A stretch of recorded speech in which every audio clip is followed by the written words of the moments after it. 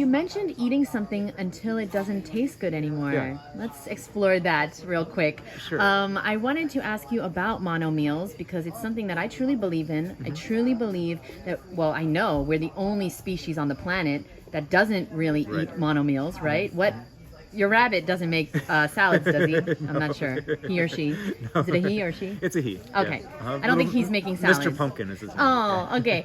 And so, how do you feel about mono meals? Are they healthy? Do you eat them? What are your views on that? Okay, that's a great question. So what I've found is that our body can associate certain nutrients when it sees food and then ingests it, and it kind of learns how to feed itself that way. So let's say our body needs, for instance, vitamin C, right?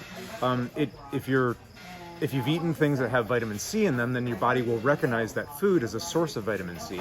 And then the next time you see that food, if you're low in vitamin C, for instance, tomatoes or oranges would be great examples of that, your body will be attracted to it. And that's kind of a method of intuitiveness where you might go to the market or you might go to the store, you say, oh, hey, that looks really good, you know? And we often recognize these things by color because vitamin C, red and orange are sources of that. That's just an example.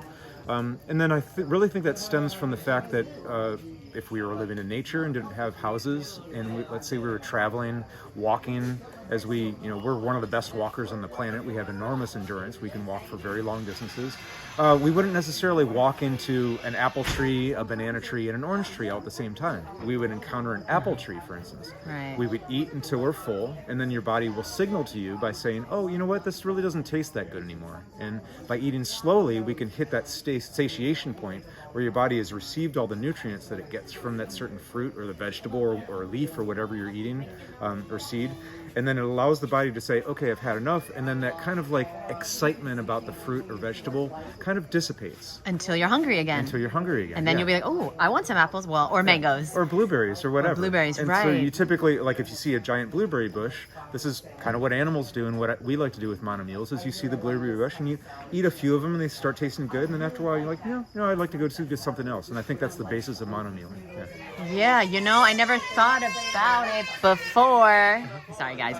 I never thought about it before, but mono meals actually helped me overcome my emotional addiction with food, like my overeating, because I started to feel satiated for the first time in my life with mono meals. Yeah. So you helped me realize that. So thank you so much, Chef Part Ocean. of that is like, let's say you make a salad and you become satiated with part of the salad, right? Like one of the leafy greens, you've already gotten all the nutrients that you can possibly absorb, because we have a certain amount of nutrients that we can absorb at any one time. And if you give it more, then your body just has to flush it out. Well, if you've already made a salad based on that, then you're eating something that you're already saturated with, but then you're eating something else in the salad that you still need more saturation. Yeah. So treating yourself with mono mealing is a really good way to understand that, like, maybe when you want to group fruits together, they should be kind of similar fruits, and that way you're not overeating one fruit or one part of the salad, for instance, but still needing the other thing that's in the salad, So, yes. I really resonate with what you just said. Yeah. Do you remember the first time you ever saw somebody eat a mono meal or heard about it? We do it all the time. When's the last time? Watermelons on picnics, right? People will bring a watermelon and just eat a whole watermelon, right? Well, now I see people doing that. But okay, I asked you this question because I remember seeing someone eat 6 or 7 apples for the first. I remember this. It was 2011. Yeah. I was like, there's something wrong with this person. I literally, truly believed there was something wrong with him because he was eating 6 and 7 apples. And I think to myself, the person watching this might feel like that's crazy to eat 6, 7, 8 of one type of fruit. And so we're here to tell you it's not crazy. It's actually where our species is designed, and our taste buds and our bodies. And I love how you put that, Ocean. So thank you so much. Sure. And Victoria Botenko, who's one of the pioneers of raw food, raw food movement.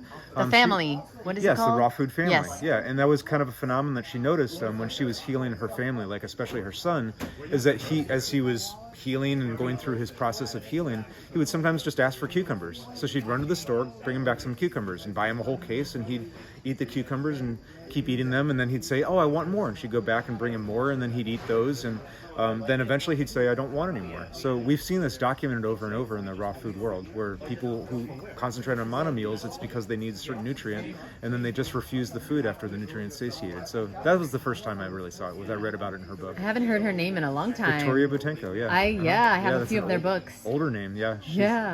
Chef Ocean knows stuff. Okay. Well, now we know. Thank you so much for joining me. welcome. I'll leave all your links below, and have a beautiful day. Yeah, thank you. Bye. Thank you guys for watching.